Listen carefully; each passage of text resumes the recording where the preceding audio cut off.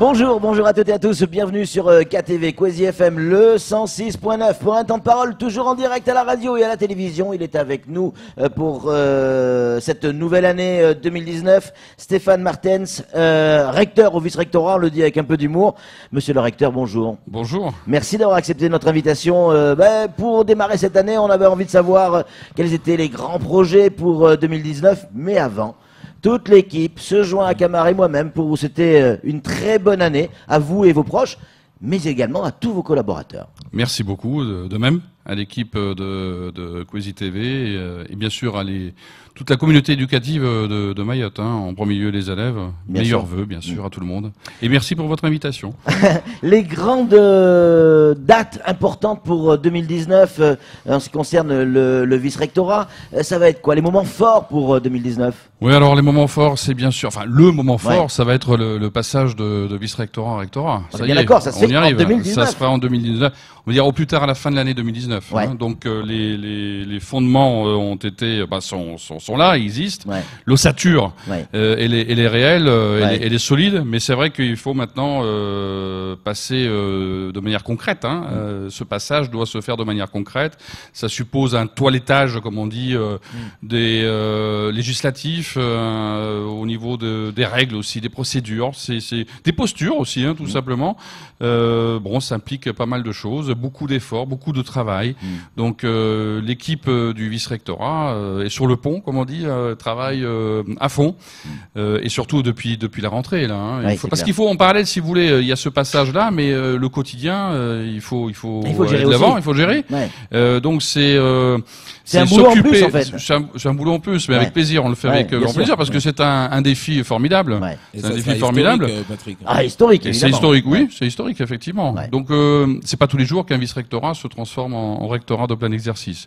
Non, donc voilà, ça se passe bien, mais c'est vrai que ça demande un effort particulier. Je remercie les personnels qui vraiment font un travail formidable, mais ça implique que ça a des conséquences aussi sur le travail des chefs d'établissement, Forcément, des corps forcément. d'inspection. Donc Ouais. tout le monde, main dans la main, on avance. Donc ça, c'est très bien. pour la fin de l'année. Est-ce que cette année, en 2019, il y aura de nouveaux établissements scolaires sur notre 101e département français? Oui, peut-être pas cette année. Il y a un établissement. Je donne pas encore de date précise pour son ouverture parce il faut le comprendre, des aléas extérieurs à l'éducation nationale. Je veux dire, ça peut être des aléas climatiques ou matériels qui n'arrivent pas. Malheureusement, c'est le cas. C'est des algécos que nous avons dans certains établissements suite au séisme. Sont arrivés en retard, etc. Ouais. Ils devaient être en place au mois de septembre. On les a eu au mois d'octobre. Le temps qu'ils soient installés, c'était au mois de novembre. Bon, il faut le comprendre. Je pense que la communauté éducative peut le comprendre, mais nous essayons de parer toujours au mieux. Et ça avance. Donc, il y a aussi, pour parler du bâti scolaire, il y a tout un plan qui va être dévoilé prochainement de la part du préfet de moi-même. Nous allons faire officiellement une communication officielle. Nous rencontrons d'abord les maires la semaine prochaine, tous les maires de Mayotte, et ça sera l'occasion d'annoncer quelques bonnes nouvelles. Alors c'est vrai que Patrick, je rejoins un peu votre question. Oui.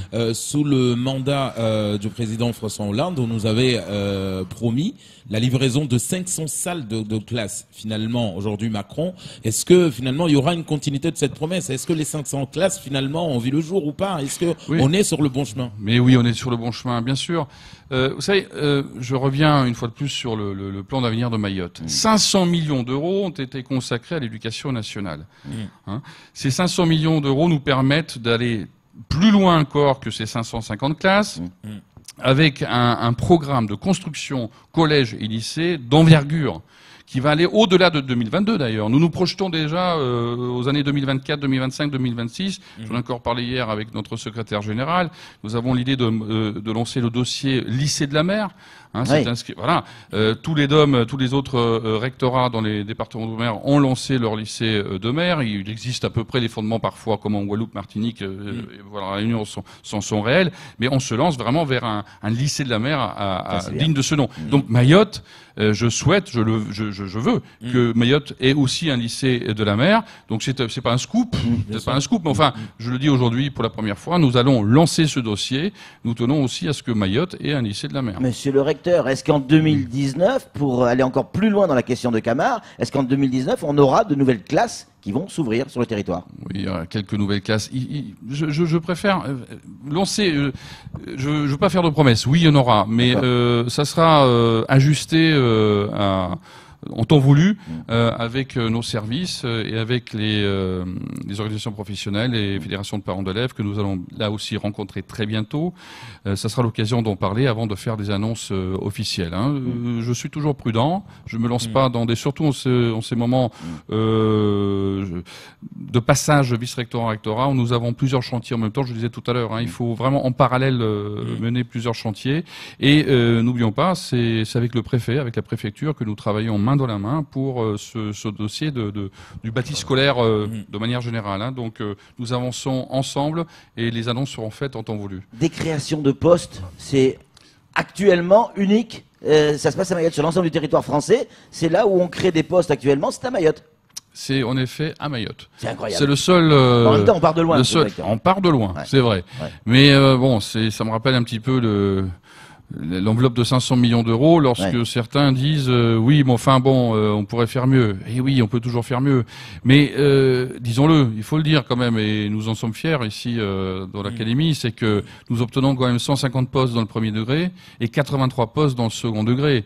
Dans le second degré, au niveau national, moins 2600 pour X raisons, baisse de démographie, etc. Mais ici, nous gagnons 83 postes dans le second degré. 13 postes aussi au sein de personnel administratif, dont 10 qui seront affectés au nouveau rectorat. Nous avons besoin de nous consolider, se fortifier. Et au niveau national, c'est moins 400. Donc, je me réjouis pas qu'au niveau national ou dans certaines académies, ça c'est bon, voilà. Donc c'est près de 250 postes ouverts. 150 postes dans le premier degré et 83 postes dans le second degré. Donc c'est quand même ça nous donne des marges de manœuvre. C'est vrai mais il y a toujours de plus en plus d'élèves. Il y a de plus en plus d'élèves. Oui, mais vous savez, c'est proportionnel. C'est proportionnel. Vous savez, il y a des statistiques, enfin des analyses qui ont été faites. On devait accueillir tant d'élèves à la rentrée. On s'est rendu compte qu'il y avait finalement moins 300 dans le secondaire, moins 300, moins 400. Donc il faut toujours être prudent. Prudence, en temps voulu, on verra ce qu'il en est à la rentrée. On fait toujours des bilans au mois de septembre, octobre, et puis on voit ce qui se passe. Là, finalement, on s'attendait à plus d'élèves. On a eu 300, 400 de moins. Mais c'est vrai que faut pas se cacher le voile. C'est-à-dire qu'on a plus d'élèves pour l'instant chaque année. C'est pour ça que le bâti scolaire, on poursuit la politique du bâti scolaire. Donc aujourd'hui, le projet d'avoir au minimum 12 élèves par classe à Mayotte, pour l'instant, on n'est pas prêt. Pour les CP.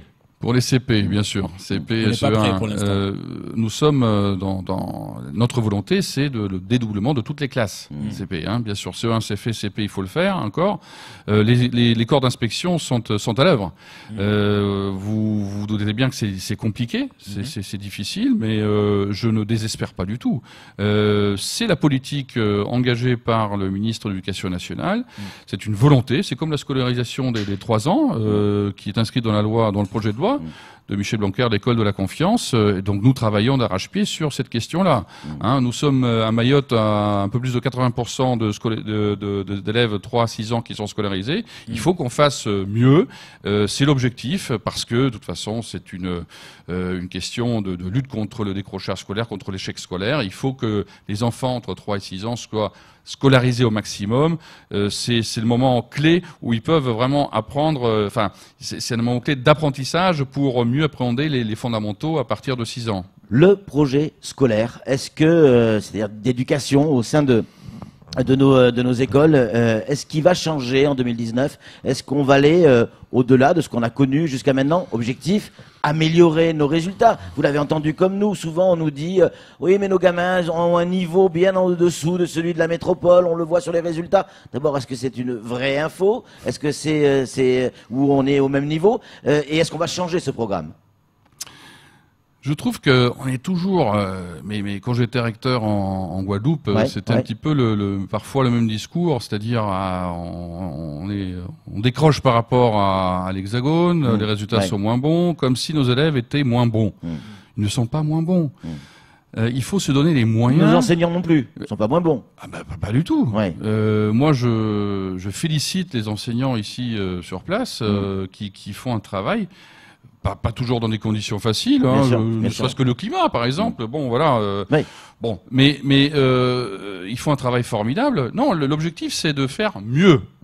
Nous sommes sur un territoire spécifique, avec des difficultés spécifiques, dans un contexte social parfois difficile. Donc, il faut pas s'étonner. L'année dernière, les résultats au bac n'étaient pas excellents. Mais enfin bon, regardez ce qui s'était passé pendant 3-4 mois. Donc, l'objectif, c'est de toujours faire mieux.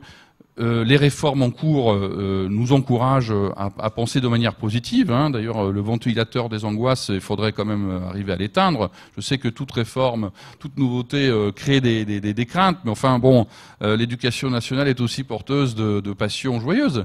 Il faut voir les choses de manière positive. Donc la réforme qui est engagée notamment pour au niveau bac 2021, c'est encourageant.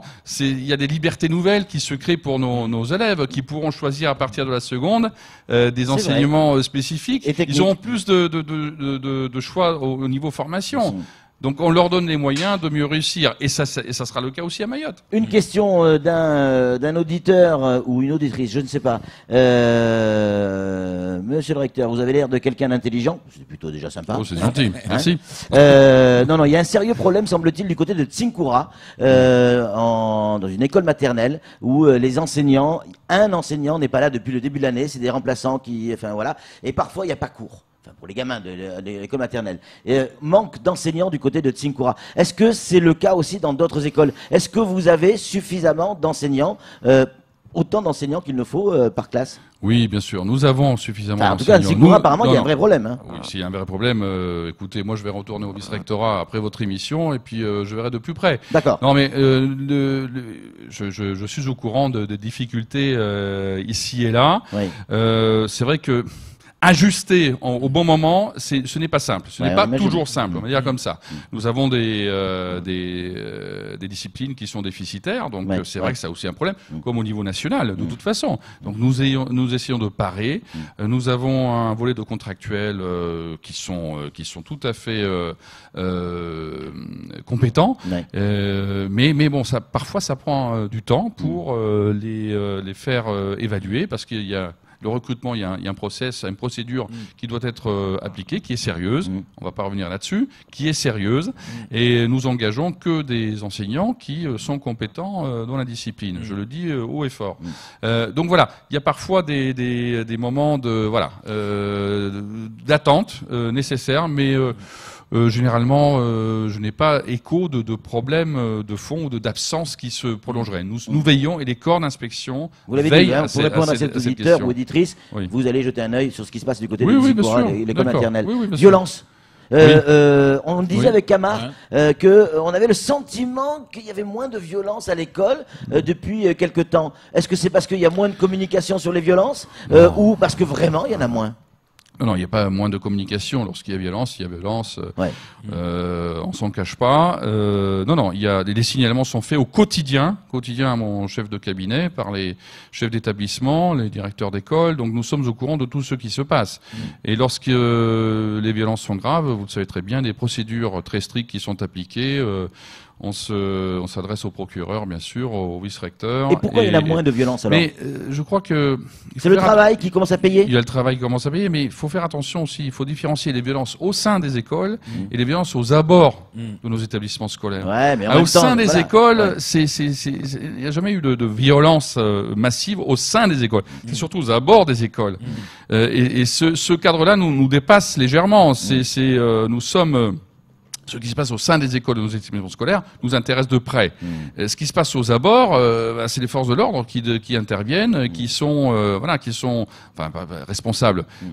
On peut difficilement, un chef d'établissement, on va pas jouer à la force de l'ordre à l'extérieur de l'établissement scolaire. Donc il faut faire attention à ça. Là, on a des soucis, bien sûr, pour les au parents, quotidien. c'est un peu pareil. Le gamin va à Oui. l'école, Mais- il descend du bus, ok, il est à l'extérieur, il est entre le bus et le portail. Mais c'est pour ça. Et Oui. pour les parents, que Mais- nous sommes tous, mais- ils vont à l'école. Oui, mais c'est pour ça que nous avons des conventions qui s'appliquent sérieusement depuis des années déjà avec la police, la gendarmerie, la justice. Nous travaillons au quotidien avec les forces de l'ordre pour rassurer les élèves, pour rassurer les parents d'élèves. Donc il y a des problèmes. Je cache pas. Enfin que les parents soient rassurés parce que avec la préfecture, avec le préfet et les forces de gendarmerie et de police, nous veillons à ce que nos enfants soient en sécurité. Donc il y a plusieurs moyens. On le sait. On a fait la démonstration lors de la rentrée de septembre dernier, où le préfet et moi-même avons visité des établissements scolaires le jour de la rentrée, où nous avons pu montrer aussi les efforts produits par les forces de l'ordre pour sécuriser nos enfants. Camar, pour conclure. Le ministre de l'Éducation nationale a proposé une réflexion sur la violence. La violence aujourd'hui, si les élèves violents aujourd'hui taper peut-être sur le portefeuille des parents des élèves violents. C'est une réflexion. Supprimer les allocations. Voilà, exactement, supprimer les allocations. Est-ce que à Mayotte aujourd'hui, ça serait quelque chose qui serait peut-être de la répression ou qui pourrait aujourd'hui en tout cas stopper la violence? Je ne peux pas me prononcer sur la question. C'est une réflexion qui a été lancée par des personnalités diverses et le ministre de l'Éducation nationale a rebondi sur la question en disant effectivement c'est peut-être un moyen pour faire baisser la violence en milieu scolaire, c'est-à-dire permettre aux autorités de réduire, on va dire, le montant des allocations familiales selon le degré de violence. Bon, écoutez, on remettre ça dans le contexte aussi. On peut remettre ça dans le contexte. Vous savez, il y a des endroits dans l'Hexagone, en Seine-Saint-Denis, à Marseille, à Montpellier, à Bordeaux, etc., dans les grandes villes, en zone urbaine, où la violence est extrême. Je crois que on peut jamais comparer Mayotte, l'Hexagone, tel autre département outre-mer. Il faut faire très attention. Et je pense que il faut rester au niveau local, voir ce qui se passe au niveau local. Est-ce que ce sera une loi, éventuellement? Est-ce que ce sera une directive? À voir. Je pense qu'il est trop tôt pour en tirer des conclusions. C'est un débat, une réflexion qui a été lancée. Dernière question, après on vous libère, monsieur le recteur. Que fait le vice-rectorat pour tous les postes d'enseignants spécialisés non pourvus, comme les maîtres, EG et psychologues? Je reviens à ce que je disais tout à l'heure. Ce sont des questions qui sont traitées au niveau de l'inspection, de nos corps d'inspection et de la DRH. Donc nous ne souhaitons pas, nous ne voulons pas que les enfants soient en difficulté. Donc nous pourvoyons à l'absence des enseignants, qu'ils soient en arrêt maladie, qu'ils soient absents pour raisons diverses. Nous faisons en sorte que tous les élèves et les enseignants face à eux, et donc tout sera traité au niveau de la DRH et de nos corps d'inspection. Monsieur le recteur, merci beaucoup d'être venu sur ce plateau et d'avoir répondu à nos questions. C'est tout pour ce temps de parole. Tout de suite, la suite de nos programmes.